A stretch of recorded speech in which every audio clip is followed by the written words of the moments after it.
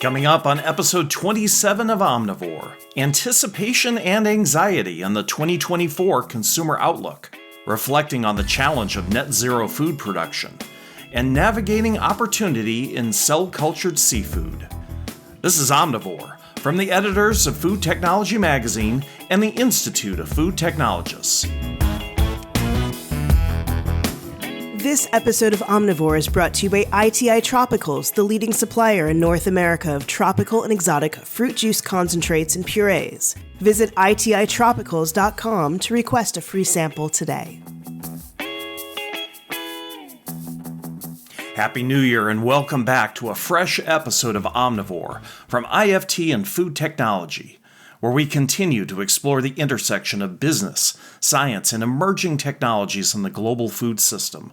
I'm your host, Bill McDowell. Life for most of us has changed a lot in the past couple of years, and that's brought practical changes in the ways that we as consumers make food and beverage decisions. Which changes are blips and which ones will stick? And how will ongoing economic stresses inform consumer decisions in 2024? Food Technology's Mary Ellen Kuhn asked Circana food and beverage analyst Darren Seifer to weigh in with insights from Circana's in-depth point of sale and panel data. Thanks so much for joining the podcast today, Darren. Really appreciate being here. Nice to talk to you. You shared a lot of interesting numbers for Food Tech's 2024 Consumer Outlook feature, and I'd like to delve into some of those. So let's start with 86%. That's the share of U.S. consumers' meals that are currently being sourced from home. I believe that's up from 83% prior to the pandemic. So is eating at home more often going to be a long-term consumer behavior? And what does that mean for CPG companies and food service operators? It's really looking that way for a few reasons. First off, during the pandemic, many of us were working from home, and many of us are still doing that. We estimate that offices, for example, are only about 50% as full as when they were compared to 2019. And so that just naturally puts people closer to their pantries and further away from quick service restaurants or even convenience stores in downtown areas. And so we do think that this is going to continue for a bit, if not to the foreseeable future. It's been at that 86% level for the last couple of years now. And so there hasn't really been signs of it budging back towards the food service side just yet. And so, implications are around making sure that we have the products that are meeting consumer needs in home, but while they're at home, it doesn't necessarily mean that they want to do more work. So lunchtime, for example, we noted this during 2020 as well. Just because people were at home with their lunches, it doesn't mean that they were going to spend more time making more elaborate lunches. They were still trying to find solutions that were quick, that helped them get through the day, because they still had meetings and whatnot to get to and work to accomplish during the day. Well, that's a great analysis. So there's another interesting number that you mentioned that I wanted to talk about. And you pointed out that the cost of food has increased by 30% since 2019. So that's a really hefty number. Could you talk a little bit about the ramifications of that? There's definitely ramifications of that. Because when you think about it, the first things that people need to buy, there's things we need to buy and there's things that we could put off, but things that we need to buy all the time are foods and beverages. We can maybe delay or push off going to a restaurant. Sometimes we can't just because we're out and about. We don't have anything on us. So sometimes food service is still a necessity. But then when you think about some of the other things like general merchandise, so do we need to get that new mobile phone that just came out? We're still going to buy foods and beverages. We're not going to delay eating, right? Just because prices got more expensive. But what we will do is we will find more ways to keep those foods and items that we buy all the time within a budget. So does that mean consumers will switch to different stores to find cheaper prices? Absolutely. Will they switch to things like private label or store brands to try and make it fit that budget? Absolutely. When those things get exhausted, that's when the consumers will start saying, hey, maybe I shouldn't go out to the restaurant as often. And I certainly maybe shouldn't be buying new electronics or things that are high ticket items as well. Well, of course, inflation is easing up a bit. Do you anticipate that making much of a difference? It certainly is easing. And when we look month by month and we look at the change in food and beverage retail prices, they have started to get into, well, they're pretty much flat now. So maybe up 0.2%. That's how flat they are. Again, as we just said, prices are still 30% higher. And so it's great that the increases have slowed to almost nothing, but we're still paying a lot more out of our wallets. And wages did not go up by 30% over the last few years. And so consumers are still grappling with how do they make all those choices that fit them in their budgets. Well, that's for sure. Well, Circana recently released its Eating Patterns in America report, and I think you're pretty close to that. And one of the macro trends or themes that you identified is the 3 R's for wellness, and that's relax, re-energize, and find relief. So I'm thinking that the pursuit of relaxation and relief might have something to do with the tumultuous world we're all living in right now. Is that what's driving it? Yeah, and it didn't start with this year. The pandemic brought on a whole level of stress that consumers never even experienced in their lifetime, at least in the last 100 years. Maybe people over 100 years old maybe experienced it last time around, but it's something that we hadn't experienced at all. And at the beginning of the pandemic, we were seeing consumers gravitate towards these affordable indulgences like sweets and candies and ice cream, just to give you that brief mental escape. And some of that really came through as we kind of came out on the tail end of this pandemic. We're still seeing consumers gravitate towards snacks and some indulgences, sweet snacks, for example. We're still consuming them in higher numbers today than we were just a few years ago. So we haven't abandoned those little escapes that we like all the time. So we are definitely looking for things like stress relief. At the same time, if we don't get a good night of sleep, then we need to find ways to power through the day. And so that re-energizing is gotten very important with consumers. We've seen not only sales of energy drinks increase, but we've also seen the usage of them increase at the same time. And so what might help also consumers not need to re-energize throughout the day is finding relaxation. And so things that will help calm them down. And we've seen substances like hemp and CBD increase since the pre-pandemic period.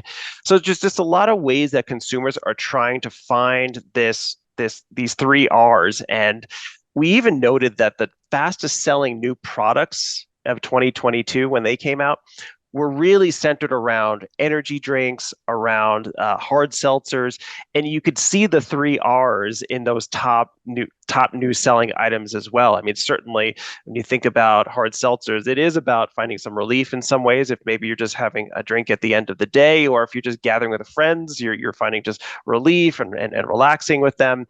And also energy drinks were on the top list as well. So I see those drinks doing so well because they are focused against those 3 R's.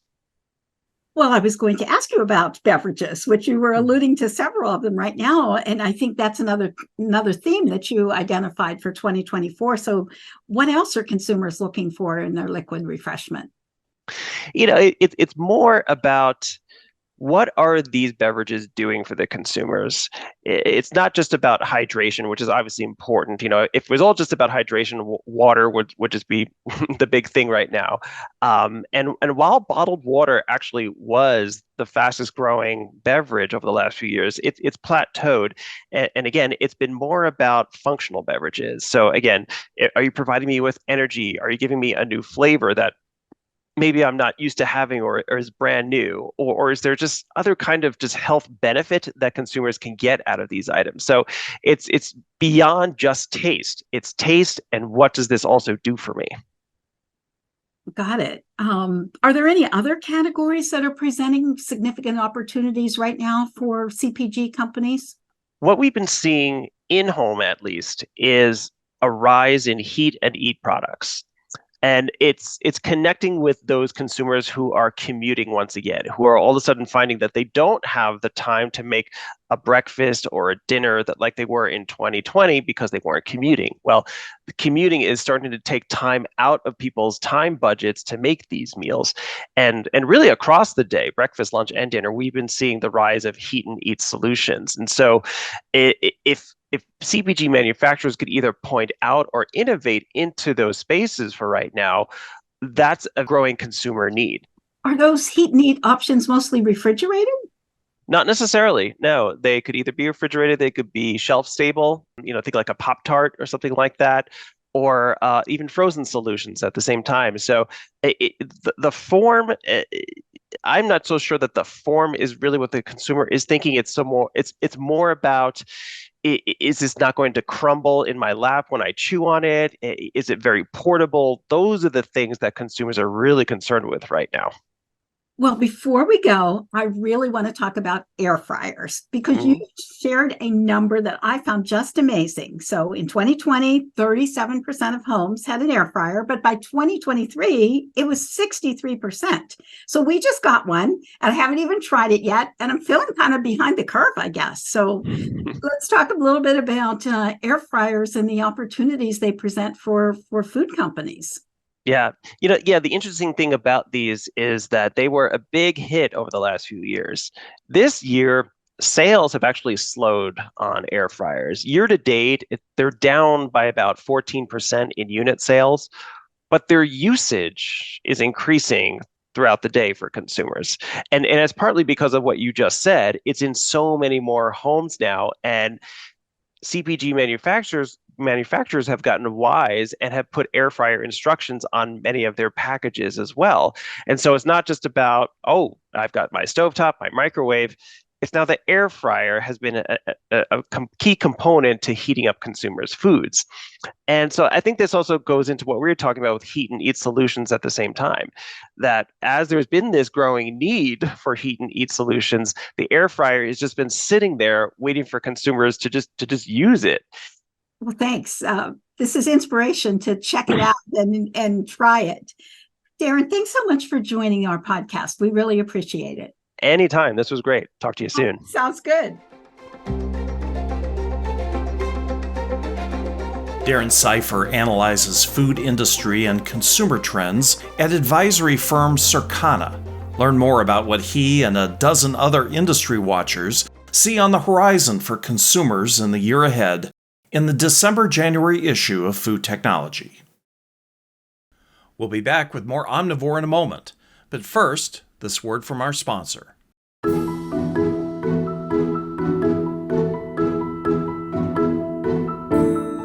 Add tropical flair to your product line today. ITA Tropicals is the leading supplier of tropical and exotic fruit juice concentrates and purees in North America. With products like passion fruit, guava, acerola, coconut water, and more, the possibilities with ITI Tropicals are endless. To view the full line of fruit purees, juices, and juice concentrates, or to request a free sample, visit ititropicals.com today.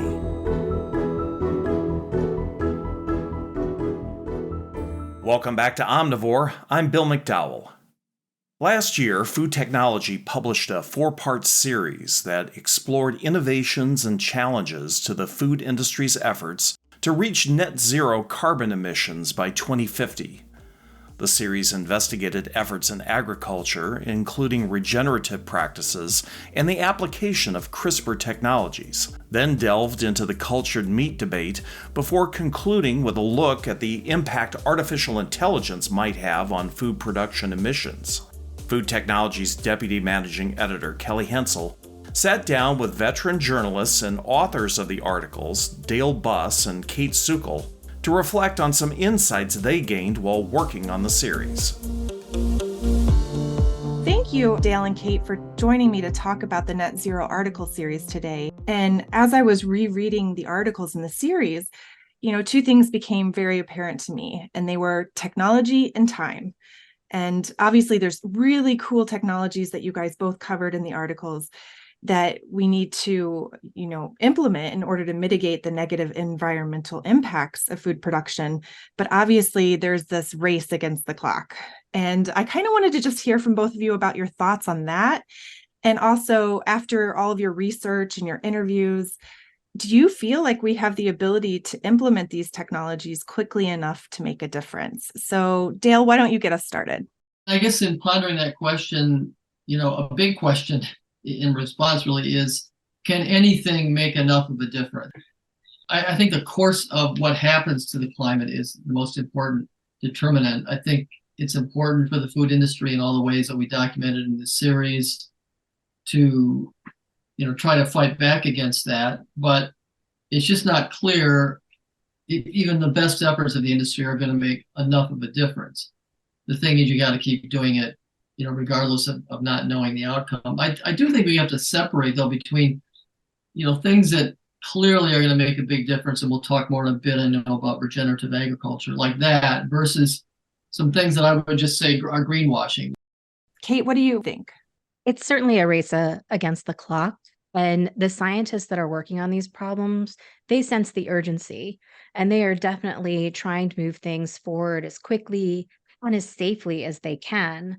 But I think, especially when we're talking about agriculture, and gene editing, it takes a season to figure out how those edits play out, what kind of crops actually grow, how they interact with the ecosystem. And in fact, it takes more than a season to really understand potential second and third order effects.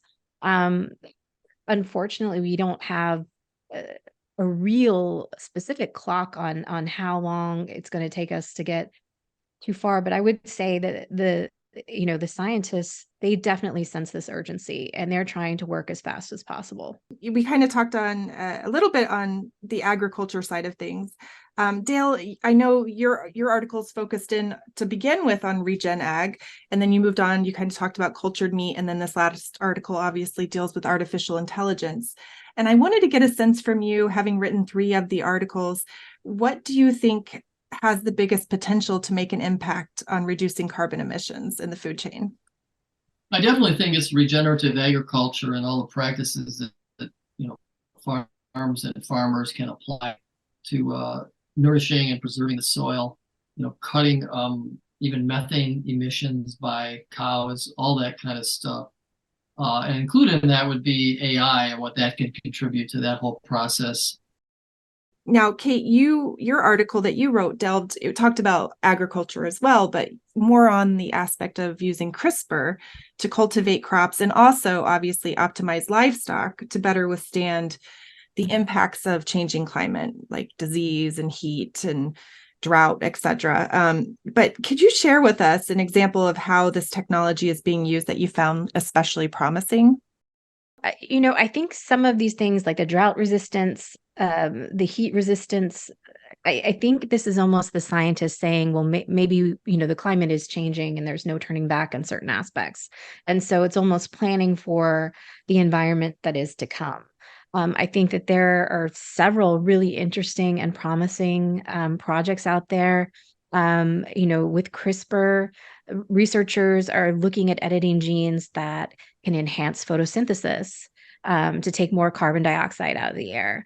They are looking at how to create plants that are not only disease resistant, but have more dense root systems that can also sort of, capture more carbon and really sort of offset what humans are doing.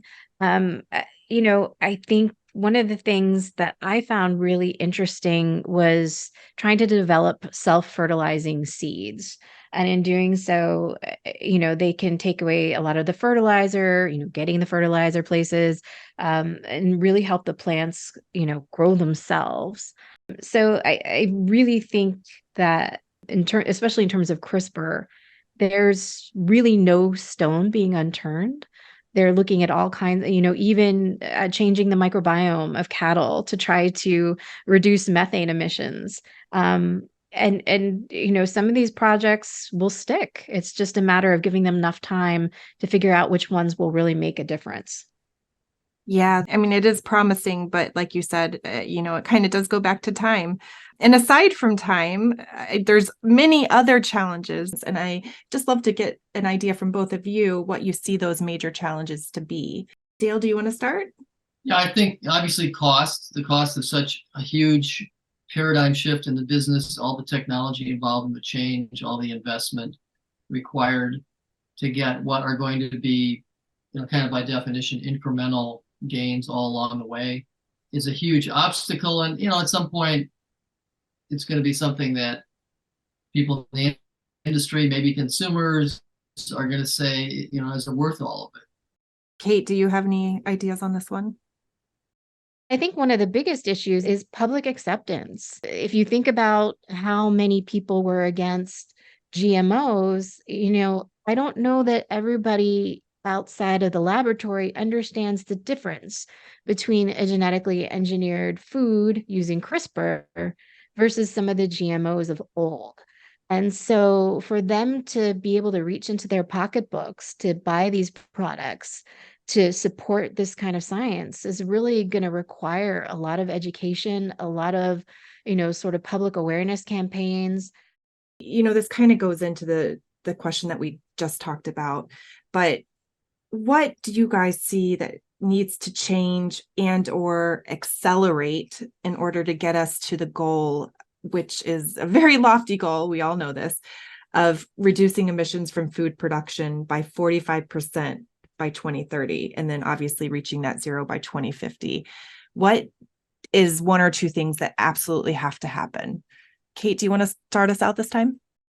I think really it starts with thinking outside the box. And while we have, places like the Innovative Genomics Institute that is really spearheading a lot of this CRISPR work, there is a lot of resistance in terms of, this isn't how we do things. This isn't how the industry is set up. This isn't how, we make changes. And for such a big industry, radical change is really hard. It's hard to turn the aircraft carrier around. And so I think, more investment from these bigger companies, more, again, that public acceptance piece and understanding what these different technologies can offer.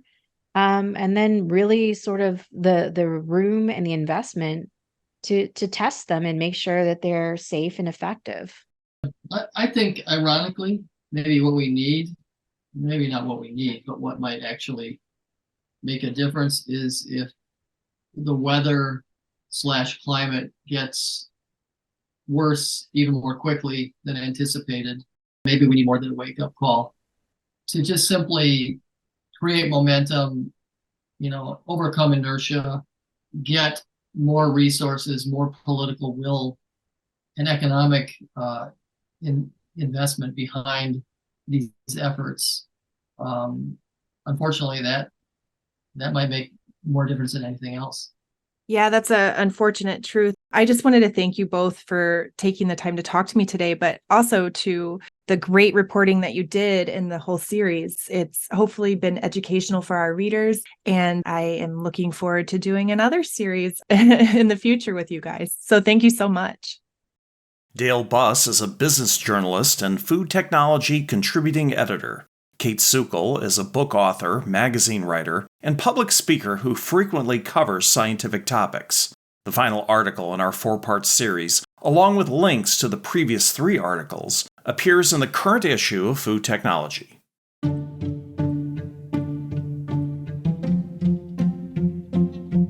Over his 40-year career, Lou Cooperhouse has ridden a tidal wave of firsts in food innovation.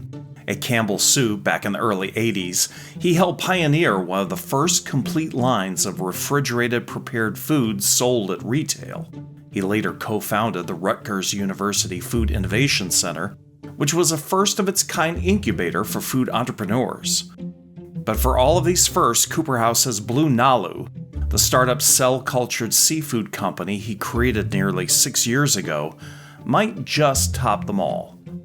Using precision fermentation technologies, Cooperhouse hopes BlueNalu can replace today's highly variable and environmentally taxing seafood supply chain with one that will be vertically integrated, consistent, and delicious. Food Technology's Julie Larson-Brisher recently caught up with Cooperhouse to find out more about cell-cultured seafood and the revolutionary sea change he envisions for the segment. Hi, Lou. It's great to talk with you again today to get your take on innovation and specifically cell-cultured seafood. Thanks, Julie. Let's dive right in then. What led you to found and take the helm at BlueNalu?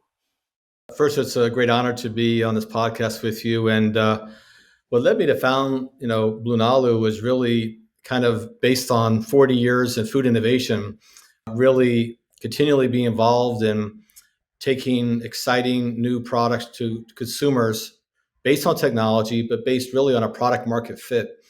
And through that entire career, working on so many different technologies, so many different market applications, I really learned about, like the rest of the world, in 2013, that something that I saw as totally transformative was first shown as a proof of concept. It was to make a real animal product without the animal. And I literally described that as the holy grail of all technologies. But I also saw that as something that was first shown a proof of concept based on the science, but not, in my opinion, based on the market opportunity. And kind of my whole career in food innovation is all about the intersection of those two core elements. What is the fundamental technology that creates a superior product opportunity, but what is a product market fit in which that technology can best be realized? And I said to myself, the whole concept of cell-cultured protein, when applied to seafood, is extraordinarily transformative because we're solving some foundational problems with our seafood supply chain. Recognizing that there's health issues with mercury, plastics, toxin, pollutants, there's consistency issues, there's vulnerability and variability issues with a global supply chain. There's a fundamental gap in supply. We have farmed out the ocean over the last 4 decades. It's the last hunted animal. It's so inconsistent, so variable, so vulnerable, so subject to the issues and effects of climate change, and so inconsistent and increasingly challenged with health issues. So again, I founded BlueNalu really based on the observation that if one could actually accomplish cell culture seafood, it could be extremely transformative and really create a healthier, humane, and sustainable product for the planet. One thing I cannot believe I failed to ask you this previously, but where did the name BlueNalu come from? So great question. So I was actually doing a fair amount of consulting work in the beautiful state of Hawaii, and really helping. In my life, I spent 15 years at Rutgers running the Rutgers Food Innovation Center, something I co-founded back in right around 2000. And that was kind of the lens in which I really saw so many innovations really happening in front of my eyes. And I had the good fortune to really work around the world, creating other ecosystems to support entrepreneurship. And what a wonderful place to work was in Hawaii. So I was literally speaking at a statewide conference back in 2017 with the whole objective to really encourage entrepreneurship, thinking big and out of the box among the entrepreneurial audience. And I was asked to really talk about what gets me excited. And I was literally saying something to the effect of, here we are in the middle of the most beautiful state, arguably in our nation, but also in the most beautiful place in the world, surrounded by the Pacific Ocean. But unfortunately, it is so challenged. Here's where somewhere between 70-80+% of our seafood supply chain comes from. And this is really the central point of arguably a global problem. So I was literally addressing the audience talking about cell culture seafood. So for those who aren't aware, Nalu is a Hawaiian word for wave. So it's really it's homage to the state of Hawaii, where the company was really first founded, where I first talked about it publicly. And Nalu also is a bit of slang in Hawaiian. When you say to somebody Nalu it, it's a bit of a surfing term. It's about being thoughtful, mindful. It's really about hey, be careful when you're out there surfing. And it does obviously pull from the wave of the ocean, the moana. So again, BlueNalu is really a name that really represents what we're all about, the Pacific Ocean, and really a more thoughtful, mindful solution to feeding the planet. Wow. I can hear always when you talk about BlueNalu, the excitement in your voice. And so I want to ask you to talk a little bit about what about the company and its mission really is causing that excited voice as a scientist and as a consumer. Yeah, and thank you for that. And even as, frankly, just even as a human, it's really, I think we're so fortunate in the food industry to have an opportunity to really make food products that are not just healthy for ourselves, but for future generations. So what excites me is really the opportunity to really create a brand new supply chain source. It is such a delicious and healthy source of protein that is seafood, increasingly compromised in our control, but also outside of our control due to all kinds of effects that some we can and some we cannot really manage. So the opportunity here is to make a brand new sustainable source of a very beloved biblical protein being seafood, one that we want to make sure is available for future generations.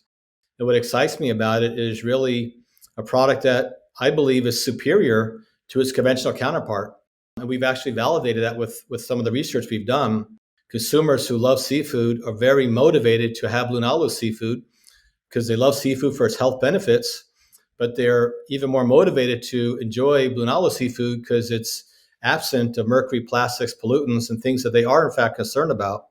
And the food service industry has told us the same thing. They just can't get access to something as beloved as bluefin tuna toro, which is our first product we're commercializing.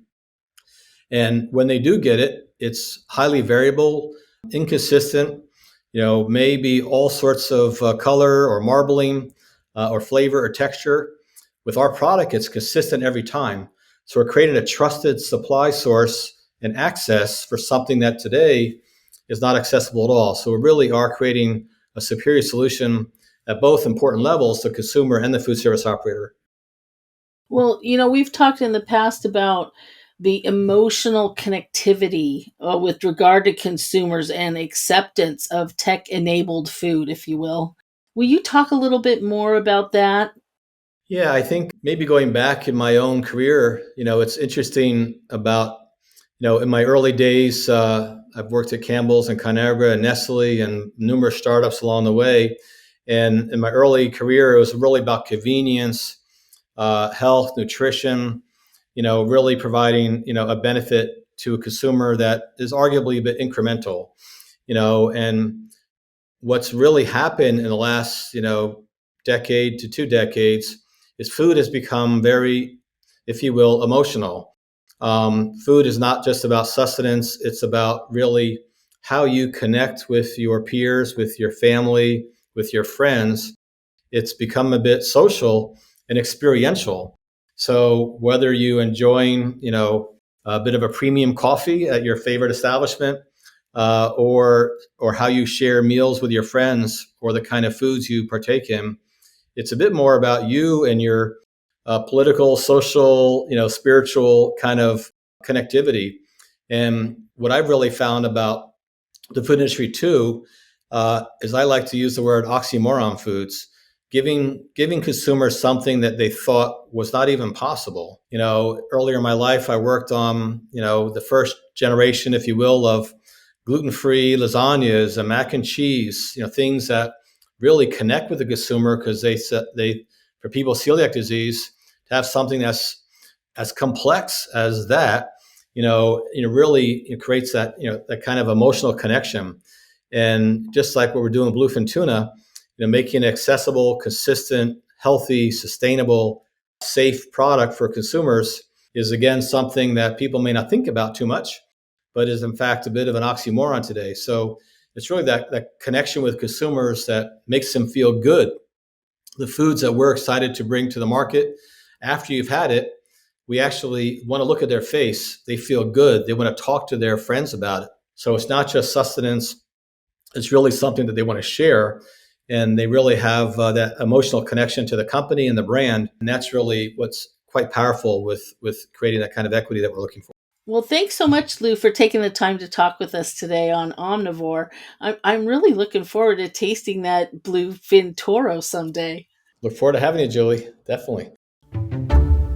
Lou Cooperhouse is founder, president, and CEO of BlueNalu, based in San Diego, California. You can learn more about his vision to produce a sea change in the seafood category in the December-January issue of Food Technology.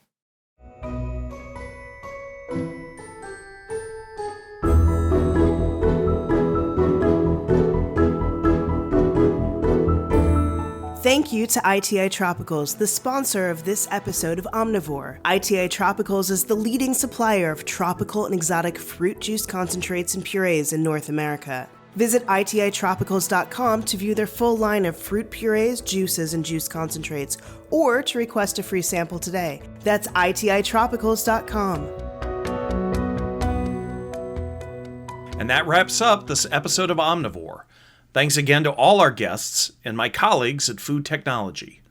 Omnivore is produced and distributed by the Institute of Food Technologists.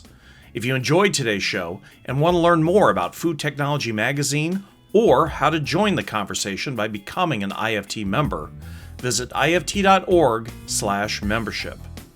For more in-depth discussion about innovation in the science of food, check out IFT's other podcast, Side Dish, on the News and Publications page of ift.org. If you have comments or suggestions for future shows, just send us an email. The address is editors@ift.org. For the entire team at Food Technology and IFT, I'm Bill McDowell. Thanks for listening, and join us again for our next episode. This is Omnivore.